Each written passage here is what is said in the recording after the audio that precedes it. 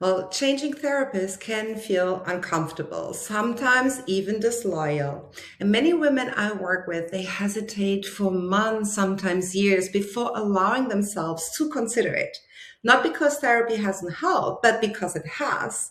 It helped them cope, survive, and function, and that really matters. At the same time, there are moments when something inside knows there is more possible than this. So changing therapist does not mean your previous work was wrong.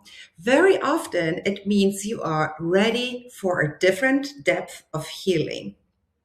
So in this video, I want to walk you through 5 signs that changing therapist may be the right next step, especially if you're a thoughtful, high functioning woman who has already done the work, yet still feels stuck. So sign number 1, you understand yourself, but nothing really changes. You may know your patterns inside out. You can explain where they come from. You recognize your triggers. You can even predict your reactions. So approaches like CBT are excellent for this stage. They help you identify thought loops and behavioral patterns. And for many women, this is an important and necessary foundation. But understanding does not always bring relief. Your body still reacts, and anxiety still rises. The same emotional cycles repeat. And when insight stops translating into lived change, it can be a sign that you are ready to move beyond strategy into deeper processing. Not more thinking, but different kind of listening. Sign number 2, you can talk about feelings, but you do not feel different. Some women move from CBT into more relational or analytical therapy. You learn to name emotions, you explore attachment patterns, you understand your inner world with more depth. And this is meaningful work.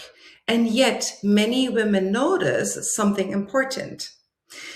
Even when with this insight, right, their nervous system remains on high alert. You can talk about fear without ever feeling safer. You can name grief without ever softening. And this is not a failure. It is a sign. The work may still be happening primarily in the mind, while the body continues to live in protection.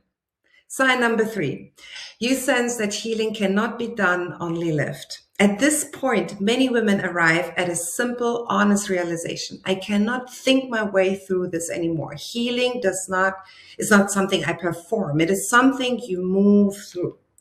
Trauma-informed therapy works at this level.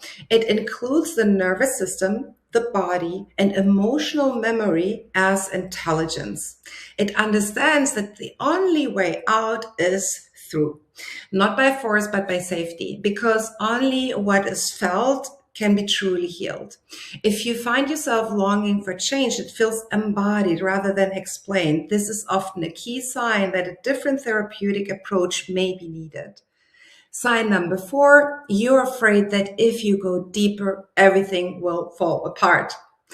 So this fear is incredibly common among high-achieving women.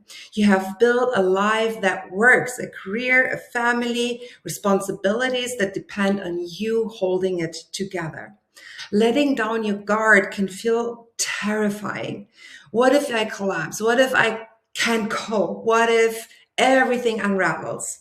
So trauma-informed therapy does not ask you to flood yourself with emotion. It creates safety first. It moves at a pace your system can tolerate.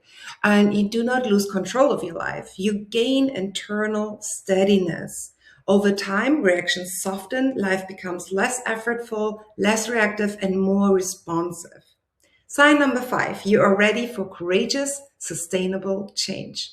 Changing therapy is often not about dissatisfaction. It is about readiness to walk a braver path, to allow support where you once relied only on strength, and to move from coping into genuine transformation. I think of a client who came to me after years of solid therapy. She was successful, articulate, deeply self-aware, and lived in constant tension. Through trauma-informed work, Her system learned safety. She did not fall apart. Her life expanded. She described feeling calmer, more present with her children, and less driven by fear. Things she had never imagined became really possible. So, changing therapists can be an act of self respect, not because something was wrong before, but because you are ready for something more honest, more embodied, and alive. So, if you feel called to explore different depth of work, you're welcome to reach out through my website.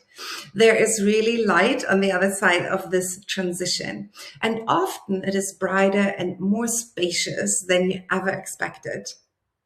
So if this video resonates, trust that something in you already knows what you need next. Changing therapists is not a step backwards. For many women, it is actually a pathway into real lasting change. You're allowed to want more than coping. You're allowed to want healing that reaches your whole system. Thank you for being here.